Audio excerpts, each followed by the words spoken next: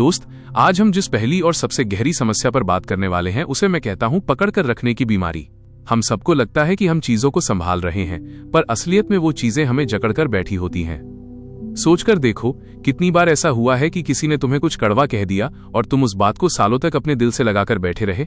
उसने तो वो बात कह दी और वो अपनी जिंदगी में आगे बढ़ गया, पर तुम आज भी उस एक पल के कैदी बने हुए हो। हम इंसान बड़े अजीब हैं। हमें चोट लगती है तो हम उस पे मरहम लगाने के बजाय उस जख्म को बार बार कुरेदते रहते हैं। हम उन यादों, उन लोगों और उन गलतियों को क्यों नहीं छोड़ पाते जो हमें सिर्फ और सिर्फ दर्द दे रही हैं। निक ट्रेंटन अपनी किताब द आर्ट ऑफ लेटिंग गो में इसके पीछे की साइकोलॉजी बहुत ही कमाल के तरीके से समझाते हैं। वो कहते हैं कि हमारा दिमाग असल में शांति नहीं चाहता, वो सुरक्षा चाहता है। और हमारे दिमाग के लिए सुरक्षा का मतलब है वो चीज जो उसे पता है, चाहे वो कितनी ही बुरी क्यों ना हो। अनिश्चितता या अननोन से हमारे दिमाग को बहुत डर लगता है। जब हम किसी पुरानी बात या दुख को पकड़ कर रखते हैं तो हमें एक झूठा एहसास होता है कि हम कंट्रोल में हैं। हमें लगता है कि अगर हम उस पुरानी गलती के बारे में बार बार सोचेंगे तो शायद हम उसे किसी तरह अंडू कर पाएंगे, या कम से कम खुद को भविष्य में वैसी ही गलती करने से बचा लेंगे। पर सच तो ये है मेरे दोस्त कि ये सिर्फ एक धोखा है। आप बीते हुए कल के मलबे में बैठकर अपना आज खराब कर रहे हैं। इसे एक बहुत ही मशहूर कहानी से समझते हैं जो दिल को छू जाती है। एक बार एक बंदर था। एक शिकारी ने उसे पकड़ने के लिए एक तरकीब सोची। उसने एक भारी घड़े में थोड़े से भुने हुए चने डाल दिए। घड़े का मुंह इतना छोटा था कि बंदर का खाली हाथ तो अंदर जा सकता था, लेकिन मुट्ठी भरकर बाहर नहीं आ सकता था। बंदर आया, उसने खुशबू सूंघी और घड़े में हाथ डालकर चने की एक बड़ी मुट्ठी भर ली। अब जब उसने हाथ बाहर खींचना चाहा तो मुट्ठी फंस गई। बंदर के पास दो ही रास्ते थे, या तो वो चने छोड़ दे और आजाद हो जाए, या फिर चनों को पकड़े रखे और शिकारी के हाथ लग जाए। जानते हो उस बंदर ने क्या किया? उसने चने नहीं छोड़े। वो वहीं बैठा रहा, हाथ खींचने की कोशिश करता रहा, रोता रहा, चीखता रहा, लेकिन उसने मुट्ठी नहीं खोली। शिकारी आया और उसने बड़ी आसानी से बंदर को पकड़ लिया। दोस्त, हम और आप भी बिल्कुल उस बंदर की तरह हैं। हमारी जिंदगी में वो चने कुछ भी हो सकते हैं। किसी का दिया हुआ धोखा, कोई पुरानी असफलता, या वो पछतावा कि काश मैंने उस वक्त ऐसा न किया होता। हमें लगता है कि वो चने बहुत कीमती हैं, लेकिन असल में उनकी वजह से हम अपनी आजादी खो चुके हैं। हम दुख की उस मुट्ठी को बंद किए बैठे हैं और शिकायत कर रहे हैं कि हम थक गए हैं, हमें तनाव है, हमें सुकून नहीं मिल रहा। सुकून तो मुट्ठी खोलने में है, पर हमें लगता है कि अगर मुट्ठी खोल दी तो हम हार जाएंगे। सच तो ये है कि छोड़ देना हारना नहीं है, बल्कि खुद को उस बोझ से आजाद करना है जो आपको आगे बढ़ने ही नहीं दे रहा। सोचो, आपने कभी अपने हाथ में एक ईंट पकड़ी है? अगर आप उसे 1 मिनट तक पकड़ें तो कोई बड़ी बात नहीं है। अगर आप उसे 1 घंटे तक पकड़ें तो आपका हाथ दर्द करने लगेगा।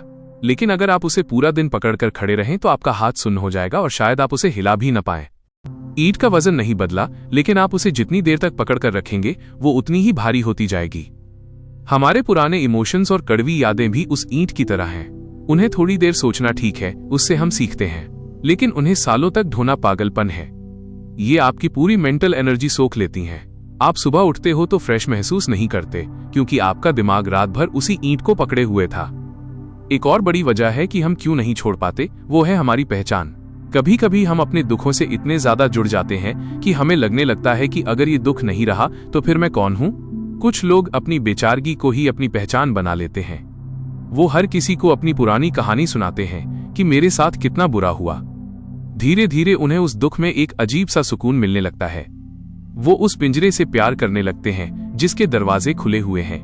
दोस्त, अगर आप अपनी पुरानी कहानी को नहीं छोड़ोगे तो नई कहानी कैसे लिखोगे? अपनी पहचान उस पुरानी चोट से मत बनाओ। आप उस चोट से कहीं बढ़कर हो। निक ट्रेंटन कहते हैं कि पकड़ कर रखना मेहनत का काम है, इसमें ताकत लगती है। छोड़ देना तो सिर्फ ढीला पड़ जाना है। जैसे ही आप मुट्ठी ढीली करते हो, बोझ गिर जाता है, पर हमारा अहंकार हमें रोकता है। वो कहता है कि अगर तुमने उसे माफ कर दिया या उस बात को भुला दिया तो इसका मतलब है कि वो जीत गया। नहीं, इसका मतलब ये है कि अब आप अपनी शांति को किसी और के हाथ का खिलौना नहीं बनने देना चाहते। आप अपनी खुशियों की चाबी किसी ऐसे इंसान या ऐसी घटना के पास नहीं रहने दे सकते जो अब आपके हाथ में है ही नहीं। जरा सोचकर देखो, जो वक्त बीत गया, क्या आप उसे 1 सेकंड के लिए भी बदल सकते हो? दुनिया का सबसे अमीर आदमी भी एक पल पीछे जाकर अपनी गलती ठीक नहीं कर सकता, तो फिर उस पर अपनी एनर्जी क्यों बर्बाद करना?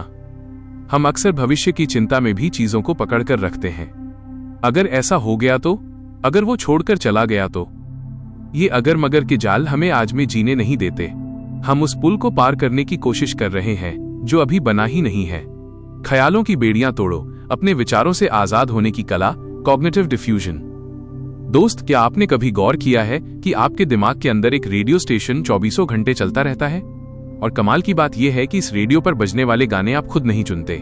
कभी ये रेडियो आपको पुरानी गलतियों की याद दिलाकर दुखी करता है, तो कभी आने वाले कल का डर दिखाकर डरा देता है। लेकिन सबसे बड़ी समस्या ये नहीं है कि रेडियो बज रहा है, सबसे बड़ी समस्या ये है कि हम उस रेडियो पर बजने वाली हर बात को परम सत्य मान लेते हैं। अगर रेडियो ने कहा कि तुम किसी काम के नहीं हो, तो हम मान लेते हैं कि हाँ, मैं वाकई किसी काम का नहीं हूं। इसी को निक ट्रेंटन अपनी किताब में कॉग्निटिव फ्यूजन कहते हैं, यानी अपने ख्यालों के साथ इतना चिपक जाना कि आपको अपना वजूद और ख्याल एक ही लगने लगे। आज हम इस किताब के दूसरे और सबसे क्रांतिकारी कॉन्सेप्ट के बारे में बात करेंगे, जिसे कहते हैं cognitive diffusion. Cognitive diffusion diffusion का सीधा सा मतलब है दो चीजों को अलग करना, यानी आपके स्वयं सेल्फ और आपके विचारों थॉट्स के बीच एक दूरी पैदा करना। अगर मैं आपसे कहूं कि आप अपने ख्यालों के गुलाम नहीं बल्कि उनके मालिक बन सकते हैं, तो शायद आपको यकीन न हो, पर यकीन मानिए ये तकनीक आपकी मानसिक शांति के लिए किसी जादू से कम नहीं है। इसे एक आसान उदाहरण से समझते हैं।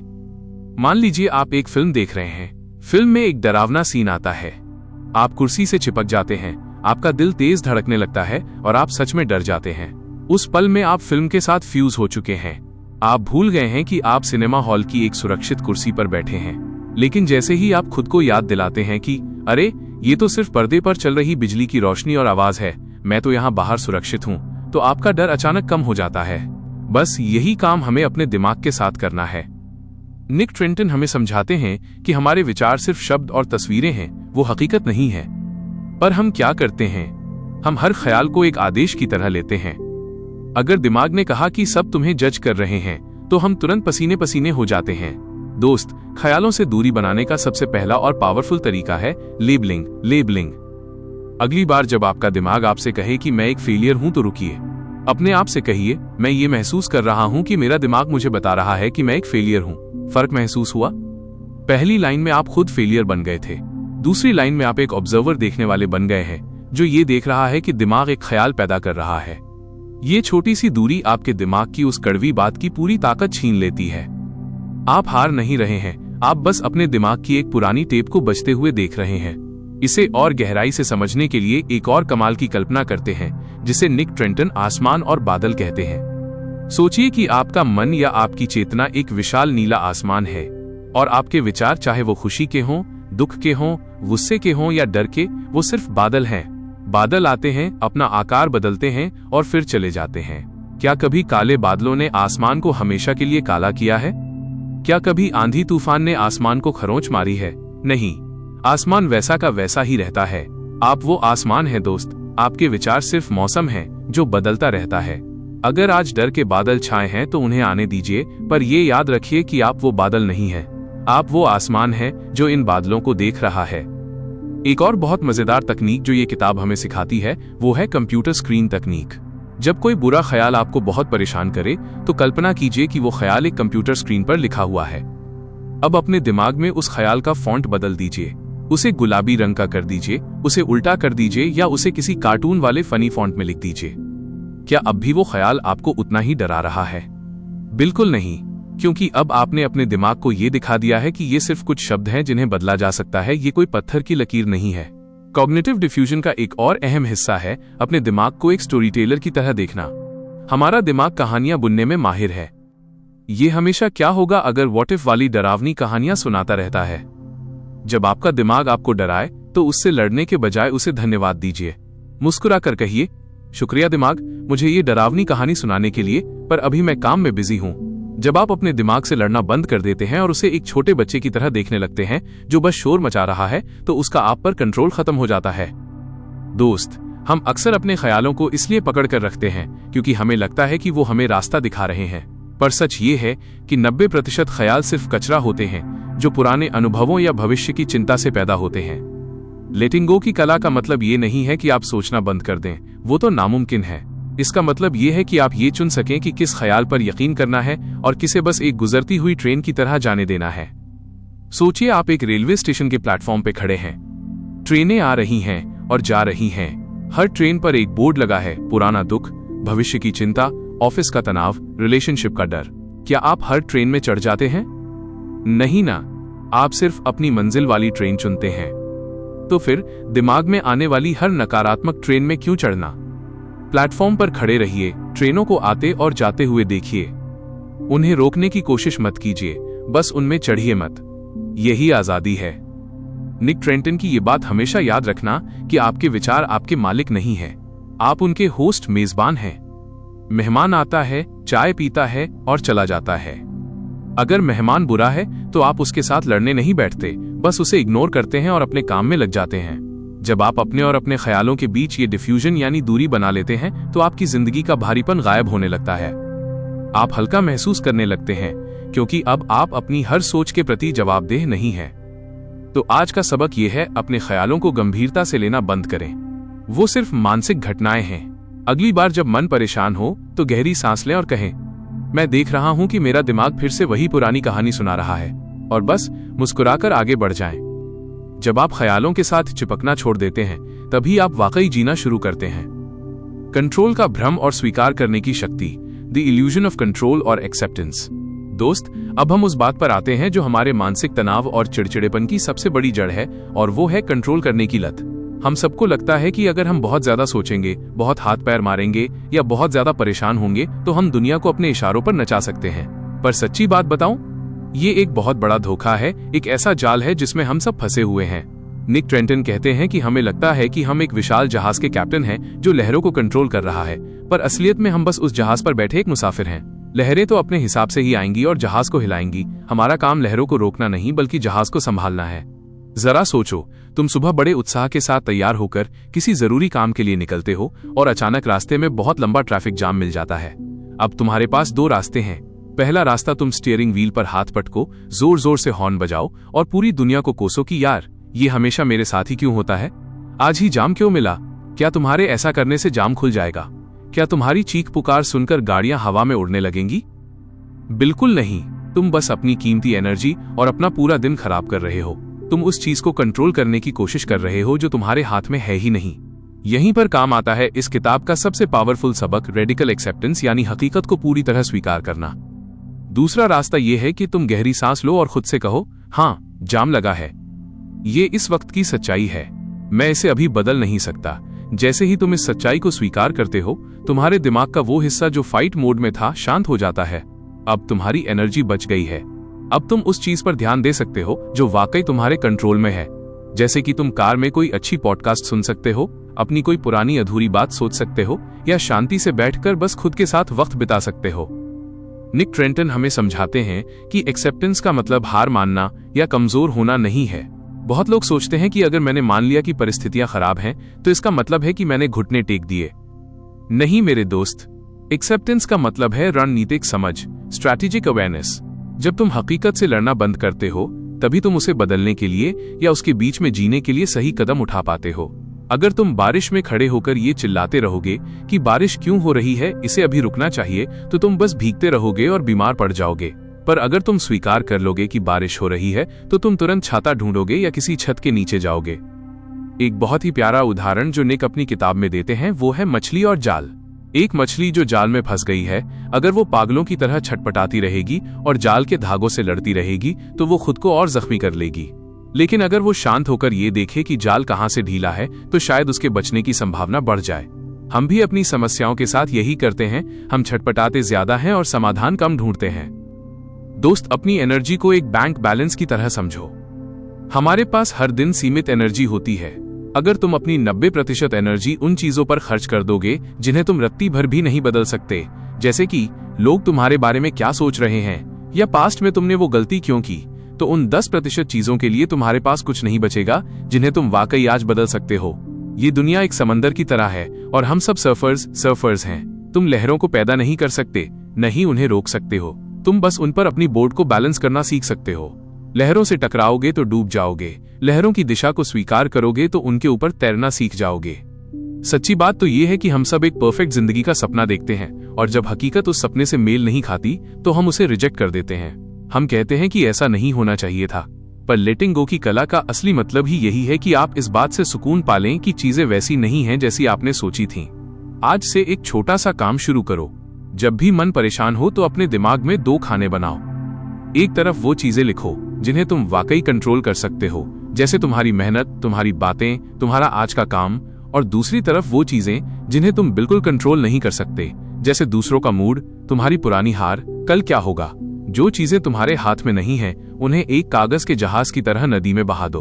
उन्हें ब्रह्मांड की मर्जी मानकर छोड़ दो। याद रखना दोस्त, असली ताकत मुट्ठी को कसकर भींचने में नहीं, बल्कि हथेली को खुला रखकर ये कहने में है कि जो है जैसा है मैं उसे स्वीकार करता हूं। जिस दिन तुम हकीकत से अपनी लड़ाई खत्म कर दोगे, उसी दिन तुम्हारी शांति की शुरुआत होगी। कंट्रोल को छोड़ो, तभी तुम खुद को पा सकोगे।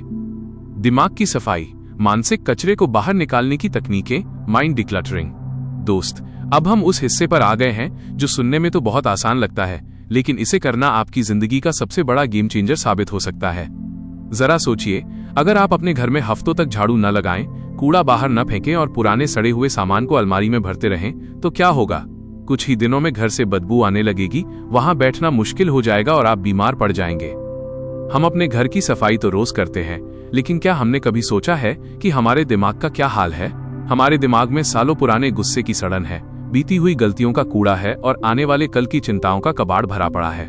निक ट्रेंटन कहते हैं कि जब तक आप इस मानसिक कचरे को बाहर नहीं निकालेंगे, तब तक नए और खूबसूरत विचारों के लिए आपके दिमाग में जगह ही नहीं बनेगी। हम में से ज्यादातर लोग मेंटल होर्डर्स हैं, यानी हम पुरानी यादों और दुखों को ऐसे जमा करके रखते हैं जैसे वो कोई बेशकीमती खजाना हो। हम उस बात को भी याद रखते हैं जो 10 साल पहले किसी रिश्तेदार ने शादी में कही थी।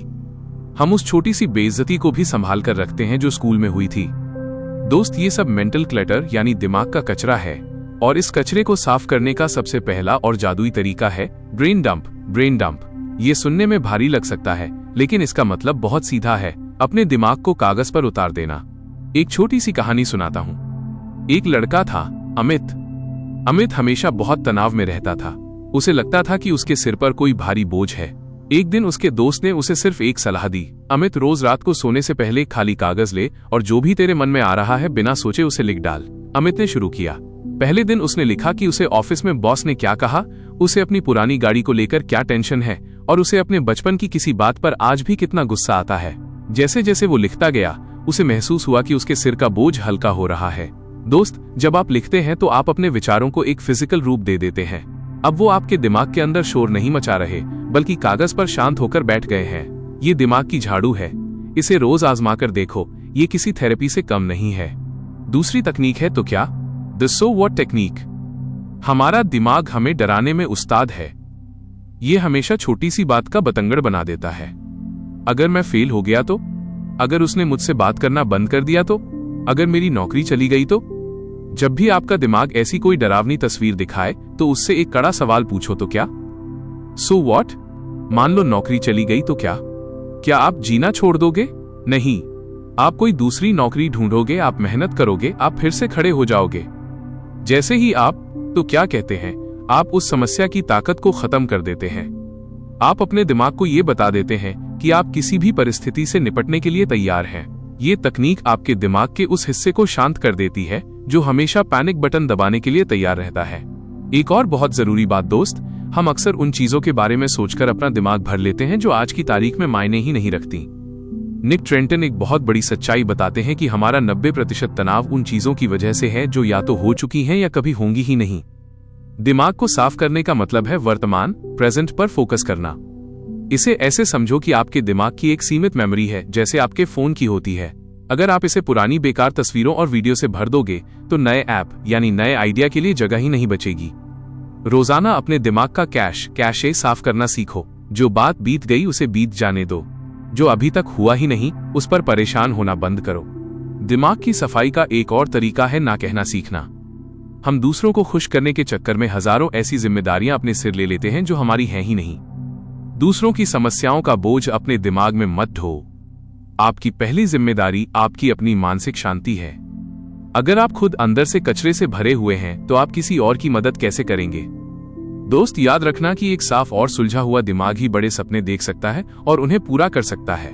जब आपका दिमाग साफ होता है तो आपको चीजें साफ दिखाई देती हैं, आपका फोकस बढ़ता है और आप खुश रहने लगते हैं। तो आज से ही अपने दिमाग की सफाई शुरू करो। उस पुराने मलबे को बाहर फेंको जो तुम्हें भारी बना रहा है।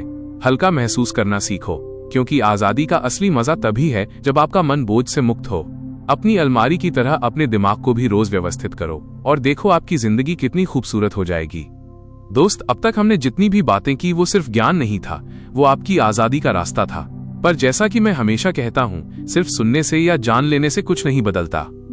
दुनिया में सबसे बड़ा अंतर जानने और करने के बीच होता है। अगर आप इस ऑडियो बुक को सुनने के बाद भी वही पुराने पछतावे और वही पुराने गुस्से लेकर सो गए, तो मेरे ये 20 मिनट और आपका ये कीमती वक्त बेकार चला जाएगा। मैं नहीं चाहता कि ऐसा हो। मैं चाहता हूं कि जब आप आज अपनी आंखें बंद करें तो आपको महसूस हो कि आपके सीने से एक बहुत बड़ा पत्थर हट गया है। तो चलिए अब उन प्रैक्टिकल स्टेप्स की बात करते हैं जिन्हें आपको आज, अभी और इसी वक्त से शुरू करना है। ये वो औजार हैं जो निक ट्रेंटन की इस किताब का सार हैं और जो आपकी लाइफ को एक्शन मोड में ले आएंगे। पहला कदम, चिंता की खिड़की, द वरी विंडो बनाना। हम पूरा दिन चिंता करते रहते हैं, कभी काम की, कभी रिश्तों की, कभी पैसों की। निक ट्रेंटन एक बहुत ही मजेदार तरीका बताते हैं। वो कहते हैं कि अपने दिमाग को कहो कि भाई मैं तेरी बात सुनूंगा, पर अभी नहीं। दिन का एक समय फिक्स कर लो, जैसे शाम के 5 बजे से 5:15 तक। उस 15 मिनट में आपको जितनी चिंता करनी है जी भरकर करो। जो डरना है डरो, लेकिन जैसे ही वो 15 मिनट खत्म हो, खिड़की बंद। उसके बाद अगर कोई चिंता आए तो उसे कहो, भाई कल शाम 5 बजे आना, अभी मैं बिजी हूं। जब आप चिंता का समय तय कर देते हैं तो आप उसे अपने पूरे दिन पर कब्जा करने से रोक देते हैं। दूसरा कदम, खाली कुर्सी वाली बात, द एम्प्टी चेयर टेक्निक। अक्सर हम इसलिए नहीं छोड़ पाते क्योंकि हमें किसी इंसान से कोई शिकायत होती है जिसे हम कभी कह नहीं पाए। या तो वो इंसान अब हमारी जिंदगी में नहीं है या उससे बात करना मुमकिन नहीं है। ऐसे में खाली कुर्सी के सामने बैठो। कल्पना करो कि वो इंसान वहां बैठा है। जो भी गुस्सा है, जो भी आंसू हैं, जो भी कड़वाहट है, सब बोल डालो। चीखो, चिल्लाओ, रो लो। जब आपके शब्द बाहर निकल जाते हैं तो वो आपके अंदर सड़ना बंद कर देते हैं।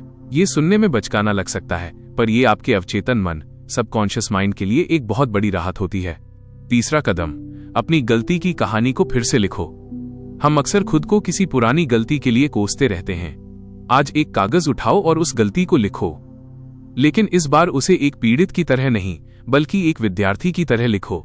ये मत लिखो कि मैंने कितनी बड़ी बेवकूफी की, बल्कि ये लिखो कि उस घटना ने मुझे ये 3 बातें सिखाईं जो मुझे पहले नहीं पता थीं। जब आप किसी दुख को सबक में बदल देते हैं तो वो दुख अपना वजन खो देता है। अब वो बोझ नहीं है, अब वो आपकी ताकत बन चुका है। आज का चैलेंज, मैं आपको एक छोटा सा चैलेंज देना चाहता हूं। अगले 24 घंटों के लिए आपको किसी भी चीज के बारे में शिकायत, कंप्लेन नहीं करनी है। न मौसम के बारे में, न ट्रैफिक के बारे में, और न ही किसी इंसान के बारे में। जैसे ही कोई शिकायत मन में आए, उसे वहीं रोक दो और एक गहरी सांस लेकर मुस्कुरा दो। ये चैलेंज आपको ये दिखाएगा कि आप अपनी एनर्जी को कितनी फालतू चीजों में बर्बाद करते थे। खुद से एक सवाल पूछिए, अगर आज मेरी जिंदगी का आखिरी दिन हो तो क्या मैं वाकई इस बात को लेकर परेशान होता जिसे मैं आज पकड़कर बैठा हूं? पावरफुल क्लोजिंग, निष्कर्ष। तो मेरे दोस्त, अब सफर खत्म होने का समय आ गया है। इस ऑडियो बुक के दौरान हमने बहुत कुछ महसूस किया। हमने सीखा कि छोड़ देना, लेटिंग गो, हार मान लेना नहीं है, बल्कि ये खुद को ये बताने का तरीका है कि मैं इस दर्द से कहीं ज्यादा कीमती हूं।